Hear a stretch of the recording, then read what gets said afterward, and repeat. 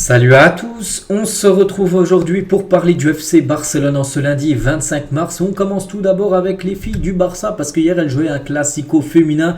Le Barça féminin se déplaçait du côté du Real Madrid féminin. Regardez le résultat, 3-0 pour les joueuses du Barça. Encore un match à sens unique et c'est pas la première fois les gars. Donc le Barça s'impose dans ce classico de Liga féminine. Et regardez les 16 derniers matchs entre le Barça et le Real, peu importe où c'est, si c'est à Madrid ou si c'est à Barcelone, 16 matchs, 16 victoires, 64 buts marqués et 7 buts seulement encaissés. C'est le rouleau compresseur Barça féminin sur le Real Madrid féminin. Et ça commence à durer depuis pas mal d'années. Donc regardez les derniers résultats. Je vois du 9-1, je vois 5-2, je vois un 6-0, je vois un 5-0 là, je vois un autre 5-0 là-bas, je vois un 4-0, un 3-0 le dernier match, 2 fois 4-0. C'est à chaque fois les gars des énormes résultats bien sûr pour le Barça. On les félicite bien sûr les joueuses. Ça fait la une du journal Sport aujourd'hui. Donc battage classique en gros, voilà, c'est normal. Enfin c'est pas normal mais voilà c'est tout le temps pareil on va dire. Donc félicitations aux joueuses. On continue les gars ce jour-là. Donc c'était un 25 mars, c'était il y a 26 ans. Xavi a fait ses débuts avec l'équipe première, mais bien sûr en tant que joueur. Regardez avec ce maillot en plus centenaire, 1899. C'était 1999, c'était son premier match tout simplement du côté du Barça, ce 25 mars 1999, donc voilà, il y a pas mal d'années. Donc voilà, le légendaire bien sûr Xavi qui est maintenant l'entraîneur bien sûr du FC Barcelone. Cancelo et Juan Cuadrado se sont réunis. Donc Cancelo actuellement en sélection. Il a pu retrouver un ancien coéquipier qu'il avait à l'époque du côté de la Juventus Turin. On va parler du jeune Faye. Donc Manchester United et le Bayer Leverkusen ont envoyé des scouts, en gros des recruteurs pour voir Michael Faye. Il aura beaucoup d'intérêt autour du joueur sur le marché des transferts, mais son avenir la saison prochaine dépendra des offres qui arriveront. Bon, je trouve que ce serait vraiment très dommage de lâcher Faye. Quand on voit en plus encore le match qu'il a fait avec le Sénégal, surtout le but, j'en ai parlé ce week-end, un but les gars, il a envoyé une frappe de 30 mètres, du pied gauche, barrant 30 magnifiques buts, mais outre son but, c'est un défenseur et surtout défensivement, il a un sacré gabarit, il est très très bon défensivement, donc c'est un joueur qu'il faut garder. Si tu gardes Pau Cubarsí, si tu fais confiance à Pau Cubarsí, tu fais confiance à Faye et des équipes comme Manchester et Leverkusen qui envoient des recruteurs, tu leur dis non, ce ne sera pas possible, on ne va pas vous le lâcher, il faut conserver ce joueur bien sûr. Je le vois bien lui, Faye avec Cubarsí bien sûr dans les années futures être la charnière défensive du côté du club blaugrana. Maintenant bien sûr c'est au Barça de trancher. De Zorbi donc est informé de l'intérêt du Bayern mais n'a pas encore pris de décision finale concernant son futur. Il est également sur la liste de Barcelone parce que le Barça le veut pour l'après Xavi, parce que pour l'instant Xavi fin de saison, 30 juin les gars, c'est fini, il l'a dit. Donc c'est pour ça que De Zerbi est une piste, mais le Bayern est également intéressé par l'entraîneur actuellement de Brighton. Le contrat de Kimmich, cible de Barcelone, expire en 2025, mais il n'est pas pressé de prendre une décision concernant son avenir maintenant. Bon, peut-être l'été prochain, mais là, ce 25 mars, il ne veut pas dire voilà, je vais aller là ou je reste ici. Non, voilà, il ne sait pas encore, mais l'été prochain, il y aura des rumeurs. C'est vrai qu'il sera à 1 an de la fin de son contrat, ça sera jouable. Bon, après, il va falloir encore débourser un gros montant, mais imaginez, ne pas prolonger. 2025, tu peux potentiellement l'avoir gratuitement, ce serait énorme. Tu as déjà fait le coup Gundogan l'année dernière, tu peux faire bien sûr le coup, on peut dire, Kimmich en 2025. On va parler d'Araujo, alors qu'Araujo est sur le point de renouveler son contrat avec le Barça. Laporta est même intervenu pour faire comprendre que le club ne voulait pas gagner d'argent avec lui. L'entourage du joueur a appris que son avenir en tant que joueur du Barça pourrait être en danger. Voilà, concernant Araujo, parce que vous savez qu'il y a une grosse valeur marchande.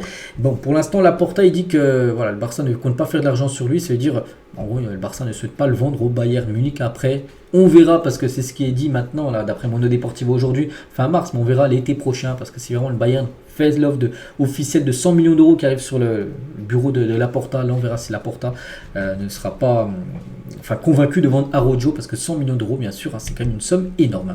Des nouvelles, de Koundé s'était blessé lors du match de l'équipe de France, c'était samedi soir. En gros il avait un problème à la cheville, on peut voir qu'il est de retour à l'entraînement normalement. Voilà, Jules Koundé, donc c'est plutôt une bonne nouvelle, bien sûr pour les prochains matchs du Barça. Le Barça a été très clair, il ne vendra pas de joueurs clés pour l'avenir, comme Lamine Yamal, où par exemple le PSG a proposé 200 millions d'euros, c'est non bien sûr, c'est un joueur cadre pour le futur. Pedri, Gavi, Baldé, Cubarsí ou même Araujo qu'on a parlé juste avant, ne sont pas des joueurs à vendre, même si j'en vois au moins un peut-être partir, peut-être voir deux, Araujo et peut-être Baldé, les gars. Baldé on ne sait pas, avec toutes les blessures qu'il a eu, en plus même quand il n'était pas blessé en tout début de saison, baisse de rythme et de forme par rapport à la saison d'avant, donc on verra. Mais c'est vrai que bon, pour l'instant c'est des joueurs intouchables, On verra bien sûr, parce que le mercato, il se passe toujours bien sûr des choses folles. André Curie, c'est l'agent brésilien de Messinho, hein, donc Barcelone devrait envisager de signer Messinho. Il donnerait beaucoup de jeux au Barça aux côtés de Vitor Roque. C'est le nouveau Neymar, voilà ce joueur que je parle de temps en temps, c'est que ça fait au moins 1 ou 2 mois qu'on n'avait pas vu d'infos. Voilà, son agent, il dit en gros, il faut que le Barça bouge ses pions pour acheter ce joueur qui est vraiment une pépite qui joue du côté de Palmeiras. Bon, il n'y a pas que le Barça, il y a pas mal de clubs, mais lui, le joueur souhaite venir du côté du Barça. Il y a pas mal de grosses équipes intéressées, 4-5, mais lui, vraiment, il n'y a que Barcelone dans sa tête. Et il dit voilà, que son agent, il faut y aller, sinon un autre club va le recruter, hein, parce que lui veut venir jouer en Europe, et plus particulièrement au FC Barcelone. Le problème, bien sûr, c'est le prix de ce jeune joueur, Messinho. Et toujours avec l'agent brésilien André Curie, il a dit il y a plusieurs clubs intéressés par Vitor Roque, prêt à payer jusqu'à 50 millions d'euros pour lui, mais il ne quittera pas Barcelone, même pas en prêt. Voilà. Même si le Barça peut faire bien sûr une plus-value en vendant Vitor Roque, sort de question bien sûr, en plus le joueur lui souhaite rester du côté du club. Il y a des joueurs qui ont demandé au staff du Barça d'augmenter un peu l'intensité de l'entraînement, voilà, parce que là on va arriver dans le sprint final, la Liga, la Ligue des Champions surtout, et voilà, il y a des joueurs qui ont demandé voilà, de mettre beaucoup maintenant plus d'intensité, plus de physique, voilà, voilà, pour préparer des grands matchs européens, par exemple le Classico qui est prévu dans moins d'un mois, bien sûr ce sera le 21 avril prochain du côté de Madrid. À un moment donné, les membres du conseil d'administration de Barcelone se sont inquiétés de l'avenir de Araujo, on en parlait tout à l'heure. Le joueur a examiné l'offre du Bayern, mais il est maintenant certain que Araujo renouvellera son contrat, mais on verra, comme j'ai dit, parce qu'il peut se passer des choses folles lors du prochain mercato. Concernant le jeune Hector Ford, le Barça a rejeté une offre de 35 millions d'euros pour Hector Ford, donc c'est comme une belle somme, mais bien sûr lui c'est déjà un tout jeune joueur, et c'est un joueur voilà, qui dépanne de temps en temps. Il y a des défenseurs gauche, Balde est souvent blessé, Cancelo il n'avait pas joué contre l'Atlético, il avait commencé titulaire, il avait fait un bon match avec Hector Ford, donc c'est un joueur également pour le futur, mais voilà, ça reste quand même 35 millions d'euros qu'un club serait prêt à mettre sur lui. Concernant Rafinha, donc lui je le vois vraiment quitter le club l'été prochain, et Al Hilal offre 100 millions d'euros à Barcelone pour Rafinha, ce serait exceptionnel. Le Barça qui l'avait acheté je crois 50-60 je crois dans ces eaux-là à Leeds, je ne me souviens plus du montant exact, mais c'était moins de 100 millions d'euros que le Barça l'avait acheté à Leeds, donc il pourrait le vendre 100 millions d'euros à Al Hilal, qui a l'argent, il n'y a pas de souci. Le club saoudien propose aux joueurs le tripler son salaire. Maintenant, on verra ce que va décider, bien sûr, Rafinha. Et Rafinha ne se sent pas assez apprécié à Barcelone, ni de la part des fans, ni des membres du conseil d'administration, et surtout pas de la presse. Les journalistes, en gros, qui le critiquent beaucoup, et ça, il le sait. Rafinha, c'est pour ça que ça peut peut-être faire réfléchir et aller ailleurs. En plus, un club lui propose 3 fois plus en salaire. Donc, bien sûr, ça peut faire réfléchir énormément. Donc, voilà, Rafinha est convaincu qu'il sera en meilleure forme s'il recevait le soutien qu'il estime mérité, alors qu'il ne reçoit pas, parce qu'il ne reçoit pas de la part des fans, ou même de la presse. On va parler de l'ancien entraîneur de Barcelone, Quique Setién. Souvenez-vous de ce coach, est très proche de rejoindre le club brésilien de Botafogo. Il devrait être entraîneur de cette équipe. On lui souhaite bonne chance. Bradley Barcola du Paris Saint-Germain est blessé, pourrait manquer le match contre Barcelone, et peut-être même aussi Marquinhos qui est également blessé actuellement. Voilà 2 joueurs du PSG qui pourraient être forfaits pour le match aller, peut-être le match retour contre le Barça. Club qui ont fourni le plus de joueurs à l'équipe nationale espagnole, le Barça est en tête. 141 joueurs du Barça ont joué avec l'équipe nationale A de l'Espagne. Donc le Barça fait mieux que le Real ou même le club athlétisme, je pense que d'être l'Atlético Madrid, je crois, en 3e position. Donc voilà, pour dire que le Barça, bien sûr, beaucoup de joueurs, enfin c'est toujours au Barça, il y a des chances espagnoles de jouer avec la sélection espagnole.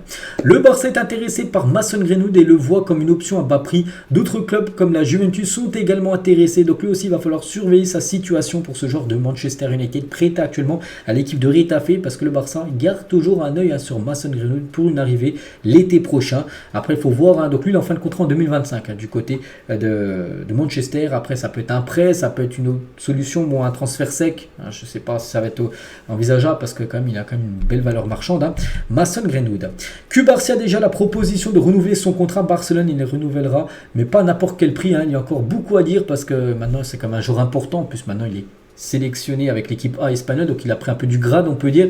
Donc lui il va certainement prolonger, mais il va essayer aussi d'augmenter son salaire, qu'on peut comprendre, parce qu'actuellement il a encore un salaire de jeune joueur, du centre de formation. Donc voilà, s'il va prolonger, il va essayer aussi d'augmenter